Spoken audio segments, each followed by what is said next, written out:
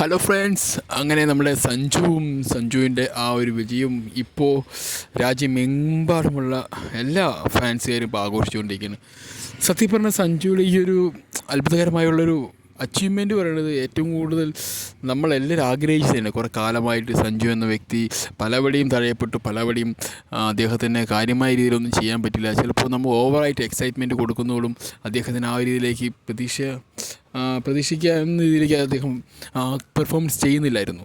അതൊക്കെ ഭയങ്കരമായിട്ട് as A fan എന്ന രീതിയിൽ നമുക്ക് ഭയങ്കരമായിട്ട് ഫീലായിരുന്നു.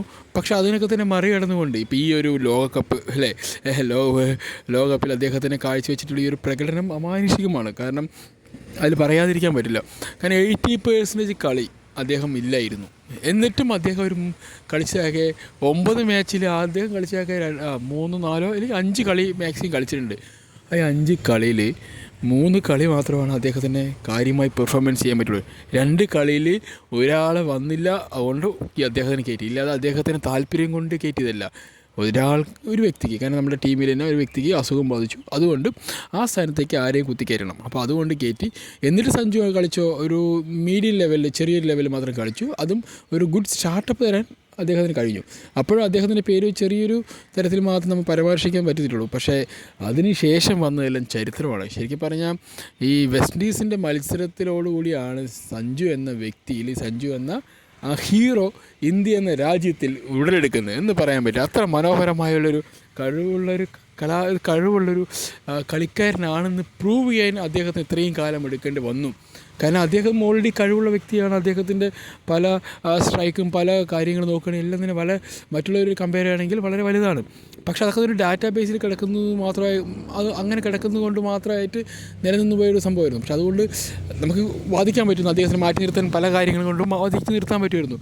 പക്ഷേ ഇനി അത് പറ്റില്ല എന്നുള്ള കാര്യത്തിൽ അദ്ദേഹം തന്നെ ഈ ലോകത്തോട് പറഞ്ഞു.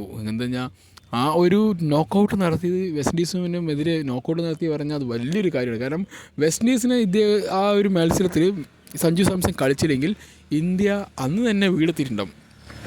വീട്ടിൽ പോകേണ്ട ആവശ്യമില്ല, സ്വന്തം രാജ്യത്തിനെ കളിയാക്കാനും പിന്നെ എല്ലാവരും അന്ന് തന്നെ വീട്ടിൽ ചെന്ന് അവരുടെ കുട്ടിമക്കളുമായിട്ടും വലിയ ഭാര്യയായിട്ടും ഒരു ഗെറ്റ് ടുഗദറൊക്കെ നടത്തി അവർക്ക് അവരിലൊക്കെ യാത്രയൊക്കെ ചെയ്യാൻ പറ്റുമായിരുന്നു.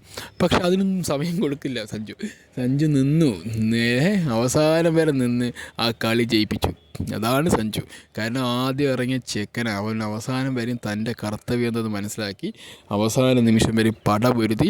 അതും വെസ്റ്റ് ഇൻഡീസിന് അത്രയും നല്ല ബൗളേഴ്സിൻ്റെ മുന്നിൽ അദ്ദേഹം നിന്ന്. മറ്റുള്ളവരെല്ലാം ഓരോന്നോരോന്നായി പോയിക്കൊണ്ടിരിക്കുമ്പോൾ അദ്ദേഹം മാത്രം നിലനിന്നുകൊണ്ട് അദ്ദേഹത്തിന് എന്താണ് ചെയ്യേണ്ടത്, എങ്ങനെയാണ് കളിക്കേണ്ടതെന്ന് ഈ ലോകത്തിന് മുമ്പിൽ കാണിച്ചു കൊടുത്തു അദ്ദേഹം. അതോടുകൂടി സഞ്ജു എന്ന ഹീറോ അവിടെ പിറന്നു.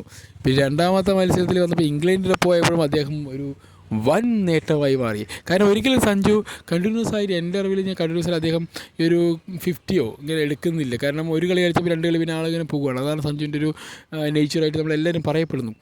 പക്ഷെ എന്നിരുന്നാലും അദ്ദേഹം ഈ ഒരു കളി, ഈ 3 കളി നോക്കുകയാണെങ്കിൽ വെസ്റ്റ് ഇൻഡീസ്, ഇംഗ്ലണ്ട്, ന്യൂസിലൻഡ്, ഈ 3 കളിയിലും കൂടി നോക്കുകയാണെങ്കിൽ അദ്ദേഹം കളിച്ചത് ഒരു അമാനുഷികമായ കളിയാണ് അല്ലേ. ആ ഒരു അതൊരിക്കലും നമുക്ക് പറയാതിരിക്കാൻ പറ്റില്ല. ഈ വേൾഡ് കപ്പ് എന്ന് പറയുന്നത് ശരിക്കും സഞ്ജു ആണ് വേൾഡ് കപ്പ്.